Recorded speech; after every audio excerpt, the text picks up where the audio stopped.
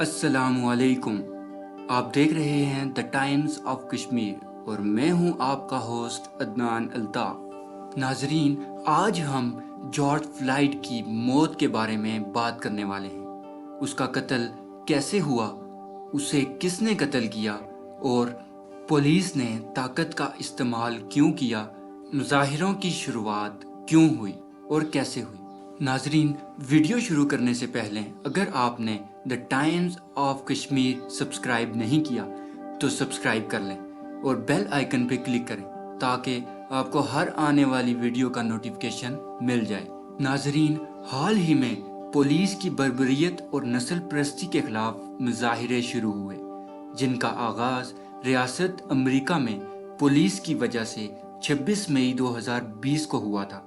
Police के एक सफेद फार्म पुलिस अफसर ड्रैग पोवेन ने 46 साल के स्याह फार्म शख्स जॉर्ज फ्लॉयड को कत्ल कर दिया और तकरीबन 7 मिनट तक इसकी गर्दन पर घुटने रखे रहे। 25 मई 2020 रात के 8:08 पर CTD Minneapolis police department MPD के अफसरान ने शिकागो एवेन्यू साउथ पर जाली करेंसी पास करने के सिलसिले में 911 से रिसीव होने वाली एक कॉल पर जवाब दिया। MPD ऑफिसर्स थॉमस के लेन और जे अलेक्जेंडर कोइंग अपने जिस्मानी कैमरा ऑन करते हुए वहां पहुंचे। स्टोर के एक मुलाजिम ने अफसरों को बताया कि ये शख्स करीबी कार में मौजूद है। ऑफिसर्स कार के करीब पहुंचे और 46 साला अफ्रीकी अमरीकी शख्स जॉर्ज फ्लॉयड को हुक्म दिया, जो पुलिस के मुताबिक असरो रसूख में दिखाई देता था। वो गाड़ी से बाहर निकल गया। जिस मुकाम पर इसने जिस्मानी मुजाहमत की, MPD अफसरान के मुताबिक वो जॉर्ज फ्लॉयड को हथकड़ियों में ले जाने के काबिल थे, लेकिन उस वक्त जॉर्ज फ्लॉयड तिब्बी परेशानी में मुब्तला दिखाई दे रहा था, जिसके बाइस उन्होंने एम्बुलेंस तलब की। ऑफिसर ने बताया, जब तक एम्बुलेंस आती, ऑफिसर लैन और जॉर्ज फ्लॉयड फुटपाथ पर बैठ गए।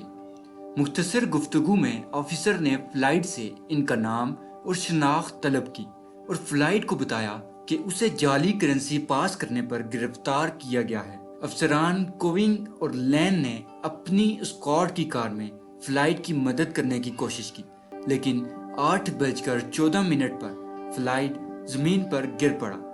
जल्द ही MPD अफसरान ड्रैग चून और टाई थाओ अलग स्क्वाड की कार में पहुंचे। अफसरान ने फ्लॉयड को स्क्वाड की कार में दाखिल करने की कई नाकाम कोशिशें की। फ्लॉयड ने नीचे जमीन की तरफ रुख किया। इतनी देर में ऑफिसर कोइंग ने फ्लॉयड को कमर से पकड़ लिया और लैन ने इसे टांगों से पकड़ लिया। चॉइन ने अपना बायां घुटना फ्लॉयड की गर्दन पर रख दिया।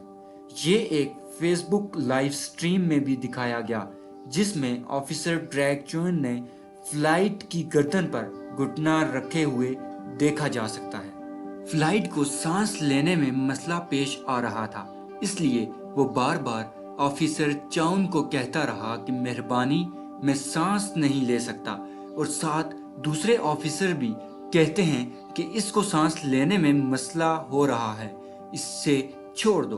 कुछ देर बाद एक मुसाफिर ने फ्लॉयड को देखा तो इसके नाक से खून बह रहा था। उसने ऑफिसर्स को ये बात बताई और कहा, ये भागने की कोशिश भी नहीं कर रहा, फिर क्यों इसे जकड़ा हुआ है, इसे छोड़ दो, इसके नाक से खून बह रहा है और सांस लेने में भी मुश्किल हो रही है। लेकिन ये सब जानते हुए भी पुलिस ऑफिसर्स यही कहते रहे कि फ्लॉयड ठीक है, वो बात कर रहा है। ये सुनते ही एक मुसाफिर ने एहतजाज करना शुरू कर दिया कि पुलिस ने जॉर्ज को ऐसे जकड़ा हुआ है, वो सांस भी नहीं ले पा रहा, इसे छोड़ दो, वो मर जाएगा। मुसाफिर ने कहा, इसे गाड़ी में बिठाकर पुलिस स्टेशन भी ले जा सकते हैं, ये तो जुल्म है, आप जुल्म कर रहे हैं। इतनी देर में जॉर्ज फ्लॉयड की सांस बंद हो गई और इसे मौत ने आ लिया, और जब तक एम्बुलेंस आती, ऑफिसर चुइन अपना घुटना फ्लॉयड की गर्दन से नहीं हटाता। ऑफिसर चाउन और इसके 2 ऑफिसर्स ने तकरीबन 7 منٹ تک اپنے گھٹنے فلائٹ کی گردن پر رکھے ہوئے تھے، جس میں 4 منٹ فلائٹ کی موت کے بعد کے بھی شامل ہیں۔ اس کے بعد فلائٹ ہاسپٹل پہنچایا گیا، لیکن طبی عملہ نے بھی جواب دے دیا کہ یہ مر چکا ہے۔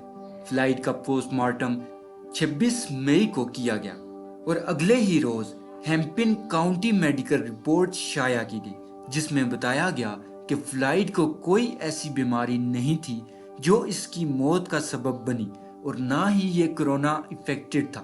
فلائٹ کسی نشاور چیز کے زیادہ استعمال کی وجہ سے بھی نہیں مرا۔ لیکن طبی ماہرین کار نے مزید بتایا کہ فلائٹ فینٹانائل کا استعمال بہت زیادہ کرتے تھے اور تھوڑی دیر پہلے ہی میتھیمفٹین کا استعمال کیا تھا، اور اس کی موت دم گھٹنے کی وجہ سے ہوئی۔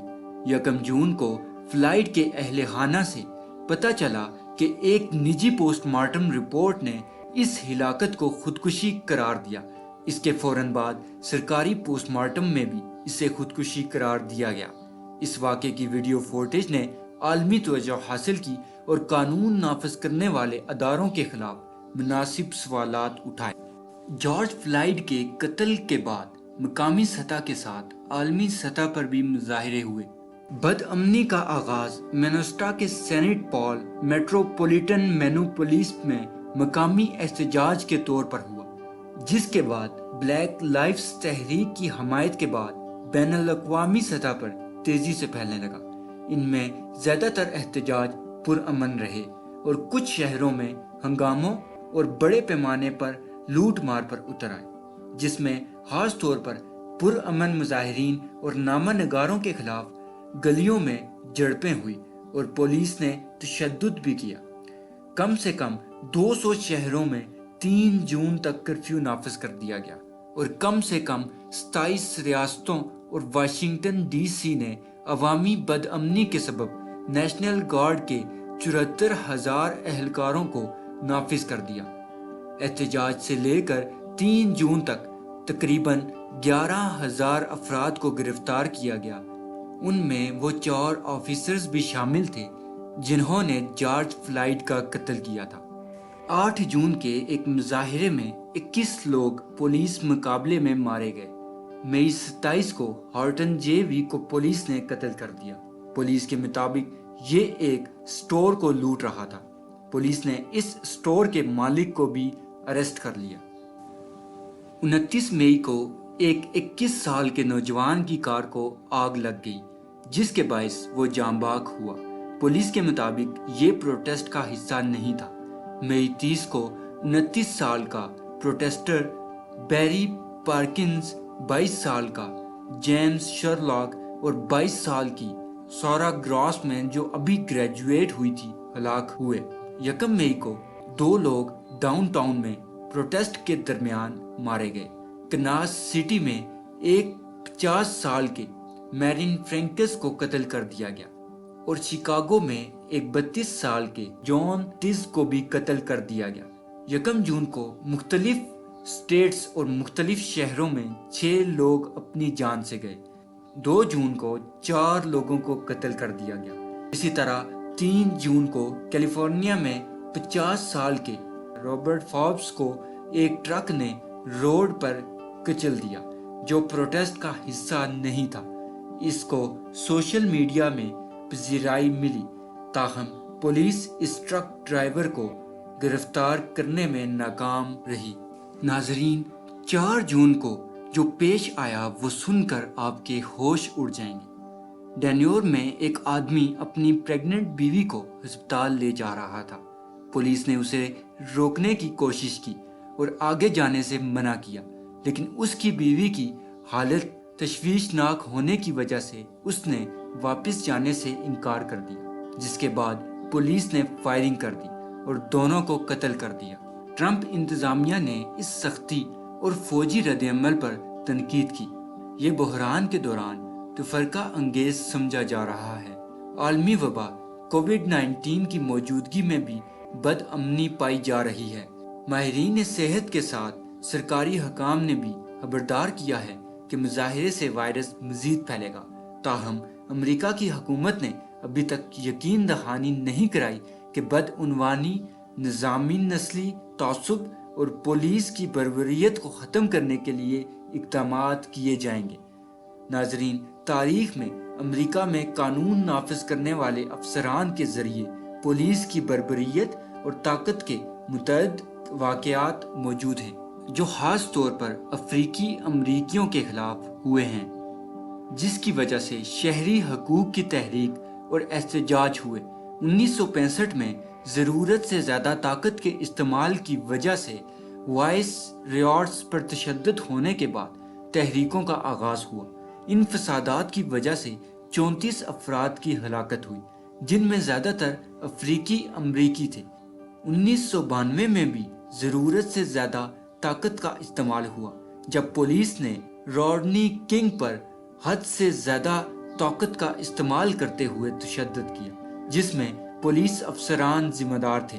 2014 میں مائیکل براؤن کی شوٹنگ جو فرگسن میں ہوئی، 2015 میں بالٹیمور میں فریڈرک گرے کی موت اور نیو یارک سٹی میں 2014 میں ایرک گارنر کی موت، جو جارج فلائیڈ کی طرح بار بار اپنے آخری لمحوں میں سانس نہیں لے سکتا کہتا رہا۔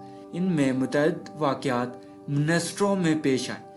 ناظرین، مارچ 2020 میں کینٹکی نے اپنے ہی اپارٹمنٹ میں پولیس کے ذریعے برینا ٹیلز کو قتل کروا دیا۔ 2016 میں بھی ٹونی ٹمپا کو جارج فلائیڈ کی طرح ڈلاس پولیس افسران نے قتل کیا تھا۔ ناظرین، اس کے ساتھ ہی میں آپ سے اجازت چاہتا ہوں، پھر ملیں گے اگلی ویڈیو میں، تب تک کے لیے اللہ حافظ۔